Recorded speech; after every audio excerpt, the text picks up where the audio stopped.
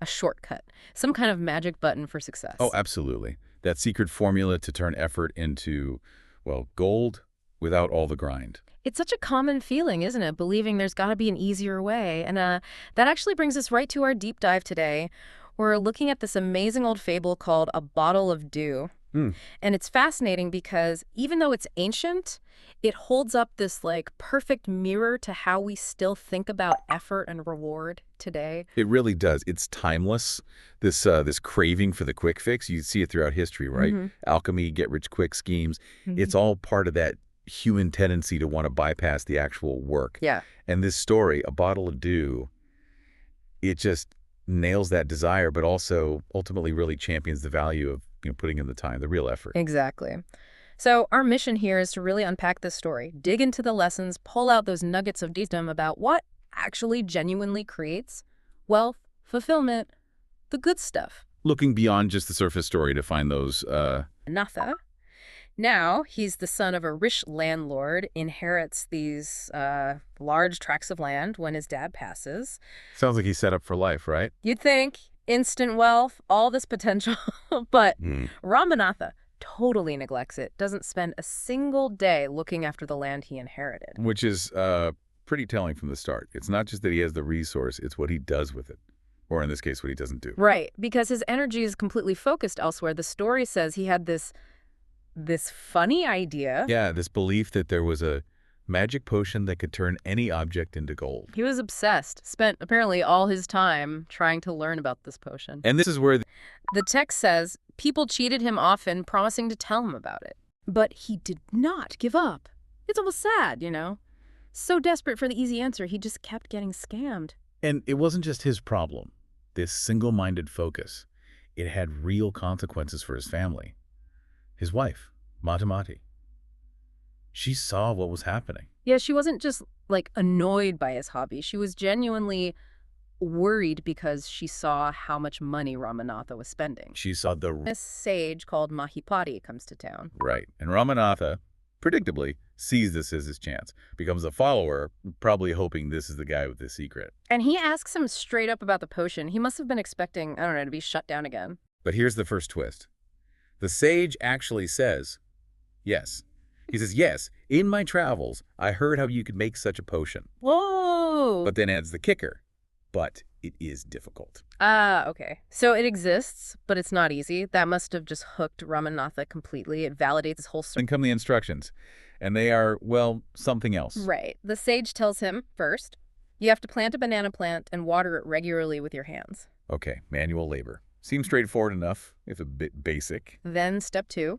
In winter, the morning dew is on the leaves. You have to collect the dew and store it in a bottle. Collect the dew. That sounds incredibly tedious. Painstaking even. And here's the big one. When you have 5 liters of dew, bring it to me. 5 liters. 5 liters of dew. Collected by hand.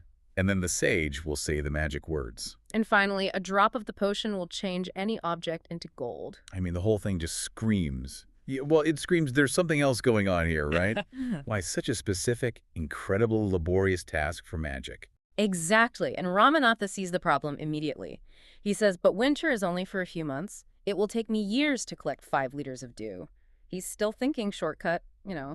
quick fix. But the sage has the perfect comeback. This is crucial. He says, you can plant as many banana plants as you want. Ah.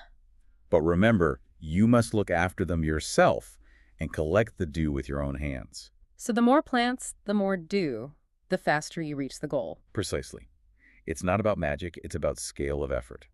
The sage is brilliantly setting him up to learn the lesson through doing, linking the work directly to the outcome, even if Ramanatha doesn't see it yet. So Ramanatha goes home, still thinking he's on the path to this magic potion, but now he has actual instructions, tangible steps. And this is where the real change begins. He talks to his wife, and then he actually starts cleaning his large fields, which had been lying empty all these years. Wow. After all that time neglecting them, that's huge. It's the first step away from just thinking and dreaming towards doing. It really is. He goes from being passive to being active, even if his motivation is still a bit skewed towards the magic potion idea. But the actions are real. He gets to work.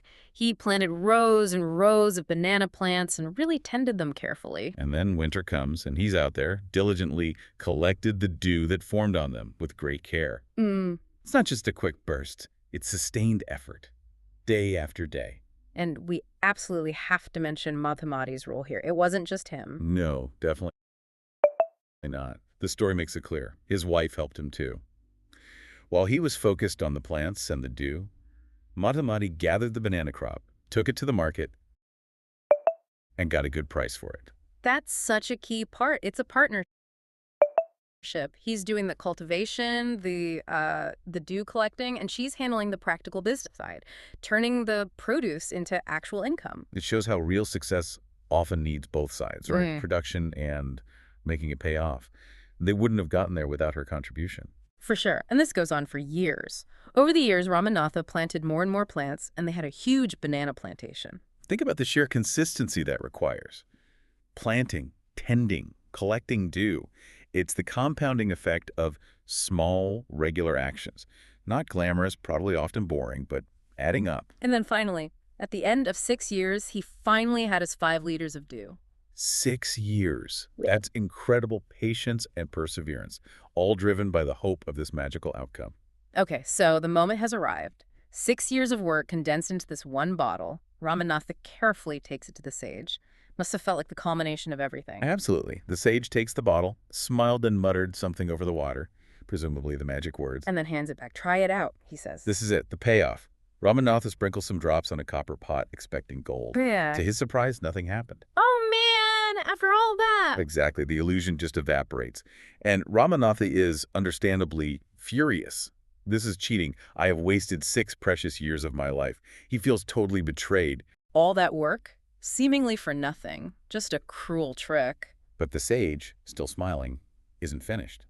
He calls Madhumati forward. And she comes with a big box. She opens it, and inside shine stacks of gold coins. Whoa. So the gold is real, but not from the dew. Not from the dew, not from magic. The sage finally lays it all out for this totally stunned Ramanatha. There is no magic potion that can turn things into gold. The big reveal. He explains it clearly. You worked hard on your land and created this plantation. While you looked after the trees, your wife sold the fruits in the market. That's how you got this money. It wasn't magic. It was your hard work that created this wealth, not magic. It's the direct result of their combined effort over those 6 years. The plantation, the sales, that was the gold. And the sage even admits why he did it this way. He says, basically, if I had told you this 6 years ago, you wouldn't have listened. Right. So I played a trick on you, which is, such a profound insight into teaching and learning. He knew Ramanatha needed to experience the value of the work. He couldn't just be told. He had to live it, to build it himself, even under this false premise of the potion. And the lesson sticks. The story says Ramanatha understood the wisdom behind these words and worked even harder on his plantation from that day on. He got it. He truly got it. So let's pull back a bit. What does this old story, a bottle of dew, really tell us that, still matters today? Well, I think the core message is pretty clear, right? True wealth, real achievement, it doesn't usually come from those magic bullets or shortcuts we often wish for. Yeah, it comes from the grind, the consistent effort. The story gives us that stark before and after for Ramanatha. Exactly. Before the sage, he's wasting time, wasting money, searching for a magic potion, believing in shortcuts. Totally passive in a way. Just hoping for an external fix? Right. But after the sage's intervention, even though he thinks he's still pursuing magic, his actions change completely. He cleaned his land, planted banana trees, worked hard, collected dew. He became an active participant. He started doing... It makes you think, doesn't it? How often are we waiting for the potion instead of just planting the trees? And that aha moment, for me at least, is realizing the magic potion wasn't the dew itself. Right. The magic was the process, the labor, the patience, the dedication he poured into the land over 6 years. Each drop of dew wasn't a magical ingredient. It was like a symbol of a moment of effort, a small, consistent action. It was the accumulation of those tiny efforts that created the real value. The dew was just the excuse, the framework to get him to do the work. Precisely, which speaks volumes about the sage's teaching method. He didn't just lecture Ramanatha. He created a situation where Ramanatha had to discover the truth through his own actions. That experiential learning, it sticks so much deeper than just being told something. Definitely.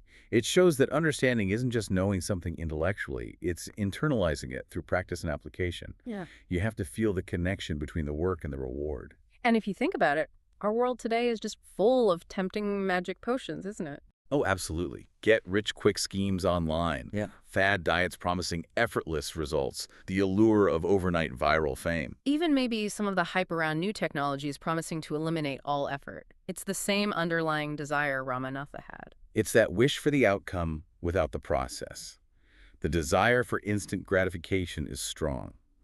But this story is such a great reminder that sustainable value, real wealth, whether it's money, skill, health, knowledge, it's usually built incrementally, drop by drop. Through that consistent, sometimes tedious dew collecting. Outro. So at the end of the day, a bottle of dew really pushes back against that quick fix mentality. Yeah, it reminds us that the real magic, if you want to call it that, often lies in our own consistent, sustained effort, the work we put in day after day. It's about showing up and tending your banana plants, whatever those might be in your own life. So, here's a final thought for you to chew on.